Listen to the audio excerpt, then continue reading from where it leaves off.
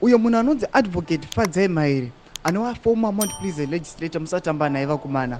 Tisana ndakamboona zvakambodai so. Tisana penda mashoko auya achitaura pamaSADC preparations. Pane mashoko aadeliver pamadevelopments ari kutendera achitaura zvekuti nyangwe nuriwo ngosona ngotombozvifunga kuti aiwa angasvika to this level kana to this extent yekurizena here. Tisana penda mashoko abuda taurwa pana Fadzai Mahere. Webo subscribe like out on the bell icon. Anoposta this picture ramuri kuona at the well maintained road yadevelopwa nethe regime nema-exotic trees akaplantiwa. Anobva mashoko achiti, Dear Nick Mangwana, why did the government use exotic palm trees instead of indigenous trees for this avenue?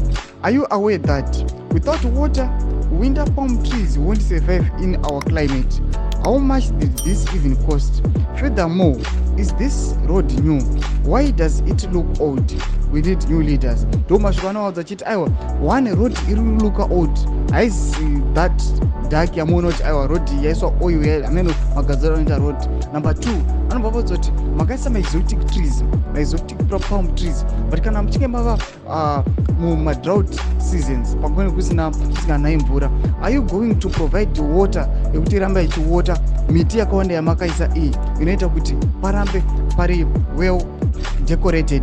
Mashoko anotogona Fadzai Mahere achirosta Nick Mangwana achiti mamangu kozvifunga here izvozvo kana mangu zvitiro SADC inongouya then zvotongopera zvakatongoparara kudaro sezvinoita mabridges kunana goko. Tudze mafungiro enyu pina comment section medu. Usaona subscribe kulike, don't turn on the bell.